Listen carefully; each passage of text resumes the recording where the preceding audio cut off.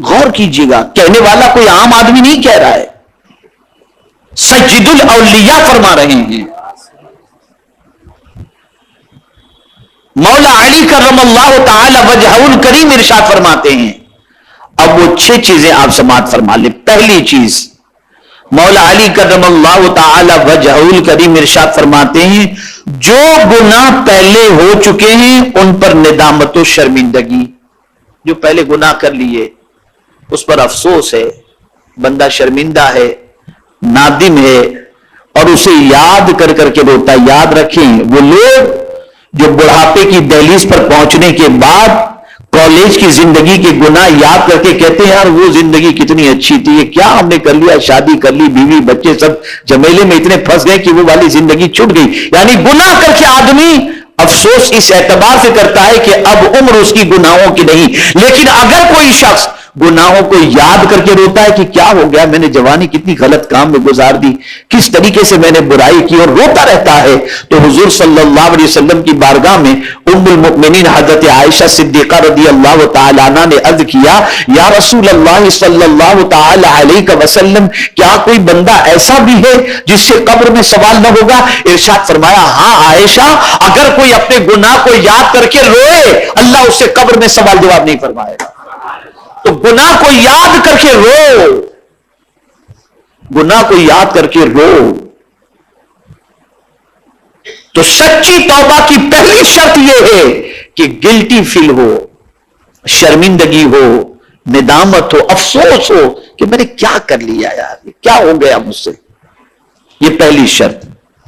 میرے پیارے آقا صلی اللہ تعالی علیہ وسلم کے پیارے دیوانوں، اب سچی توبہ کی دوسری شرط سماعت فرمائیں، جو فرض ادا نہیں ہوئے ان کی قضا۔ کتنے توبہ کرنے والے فرض کی قضا کرتے ہیں ذرا بتائیں؟ ہے کچھ آدمی مسلمان الحمدللہ، ہم جانتے ہیں ان کو کہ روزانہ 2-3 1 دن 4 دن کی نماز جو پہلے قضا ہو چکی تھی اپنی نمازوں کے ساتھ 2-3 دن کی نماز قضا پڑھ لیتے ہیں۔ تو سچی توبہ یہ ہے کہ فرض کی قضا کرو، جو نمازیں چھوٹ چکی ہیں، جو روزے چھوٹ چکے ہیں ان کی قضا کرو، جلدی سے اس فرض کو ادا کرو۔ یہ ہے سچی توبہ، یہ ہے سچی توبہ۔ ہم تو نوافل کے فضائل سنتے ہیں اور پھر سوچتے ہیں کہ آج بڑی رات میں اتنی نفل پڑھ لیں گے تو ہماری چھٹی ہو جائے گی۔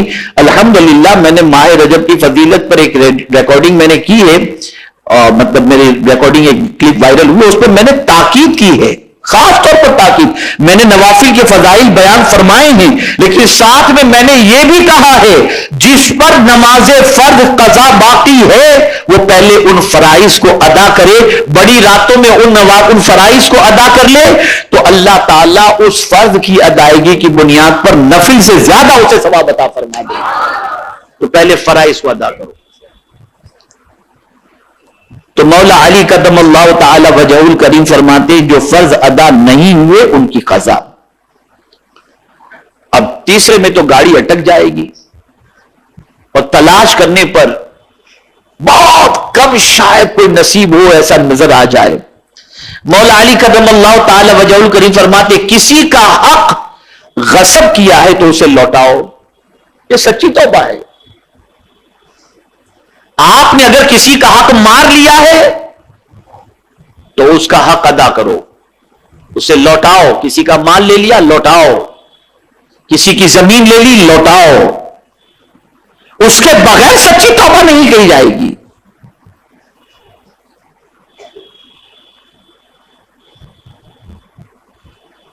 یہ مولا علی کرم اللہ تعالی وجہ الکریم سچی توبہ کے بارے میں۔ اور یہاں میں آپ کو بتا دوں میرے آقا کی رحمت کا بھی تو کیا کہنا، سبحان اللہ۔ اگر کسی بندے پر قرض ہے اور وہ ادا کرنے کی کوشش کر رہا ہے، اپنے خرچ کم کیا، یہ نہیں کہ قرض ہمارے اوپر ہے اور ہم جا رہے ہیں حج کے لیے بھی، ہم جا رہے ہیں عمرہ کے لیے بھی، ہم چندہ بھی لکھا رہے، کوئی یہ ساری چیزیں اللہ کی بارگاہ میں ان چیزوں کی ضرورت نہیں۔ پہلے قرض کو ادا کرو، تم پہلے تمہارے ذمے جو قرض ہے اس کو پہلے ادا کرو۔ اب کسی پر قرض ہے اور وہ قرض ادا کرنے کی کوشش میں لگا ہوا ہے، اور میں ایسے کچھ لوگوں کو جانتا بھی ہوں کہ جنہوں نے قرض لیا تھا اور ان کے پاس ادا کرنے کی طاقت نہیں تھی لیکن محنت کی انہوں نے اور پہلی فرصت میں انہوں نے قرض ادا کرنے کی کوشش کی، واللہ جب انہوں نے قرض ادا کر دیا تو اللہ نے ان کی روزی میں اور برکتیں عطا فرما دی۔ نیت اچھی رکھو۔ لیکن اگر کوئی شخص محنت کر رہا ہے، قرض بہت بڑھ گیا لیکن دینے کی طاقت نہیں ہے، کوشش کر رہا ہے، چھوٹا چھوٹا بھی دے رہا ہے کیسے بھی کر کے، کوئی فضول خرچی نہیں کرتا، اور اس کے بعد اس کا انتقال ہو گیا، تو حضور صلی اللہ علیہ وسلم فرماتے ہیں اس کے قرض کی ذمہ داری میرے سر پر، قیامت کے دن جس کا قرض اس کے سر پر ہوگا میں اس کو راضی کر لوں گا، اس لیے کہ اس کی بساط میں تھا، اتنی کوشش کی اس نے لیکن نہیں دے سکا، نیت تھی اس کی دینے کی، نیت تھی۔ تو مولا علی کرم اللہ تعالی وجہہ الکریم نے ارشاد فرمایا کسی کا حق غصب کیا ہے تو اسے لوٹاؤ، زمین غصب کی ہے لوٹا دو، مال غصب کیا ہے لوٹا دو۔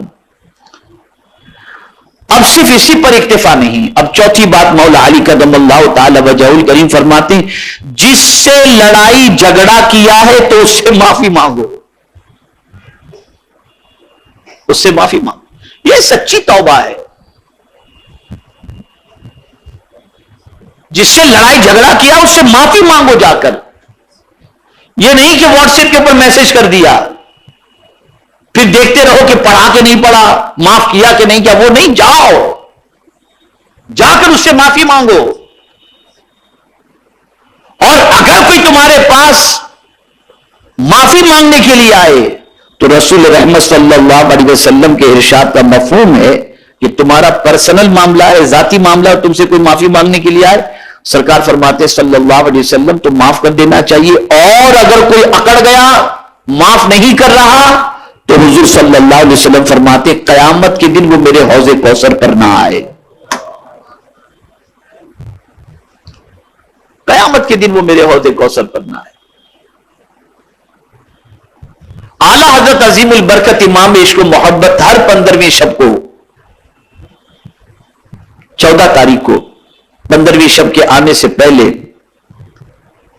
بریلی شریف کے لوگوں کو اپنے گھر بلاتے تھے اور فرماتے تھے تم ایک دوسرے کو معاف کرو، یہ اعلی حضرت کا معمول تھا، ایک دوسرے سے معافی تلافی کرواتے۔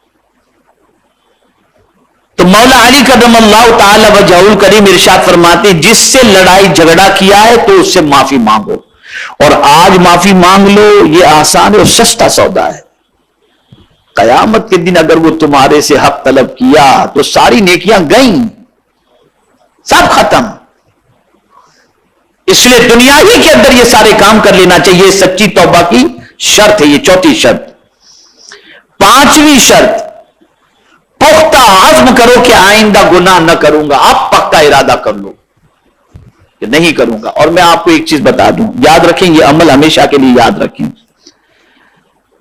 نفس کہتا ہے یار ایک بار کر لو نا یار، پھر آئندہ نہیں کروں گا، یار موقع ہے، یہ جب ہوتا ہو نا تو ایک پختہ ہے نہیں یار نہیں کرنا چاہیے، تو اس کے لیے ایک عمل ہے، ایک عمل ہے۔ وہ عمل کیا ہے؟ آپ کثرت سے پڑھا کریں اعوذ باللہ من الشیطان الرجیم، اعوذ باللہ من الشیطان الرجیم، اعوذ باللہ من الشیطان الرجیم، اللہ تعالیٰ گناہ سے بچا دے گا آپ کو۔ اور حضور صلی اللہ علیہ وسلم نے فرمایا جس کسی نے صبح کو 10 مرتبہ سورہ اخلاص کی تلاوت کی، اللہ تعالیٰ اس کو دن بھر شیطان کی شرارتوں سے محفوظ رکھے گا، گناہ سے بچا لے گا اللہ۔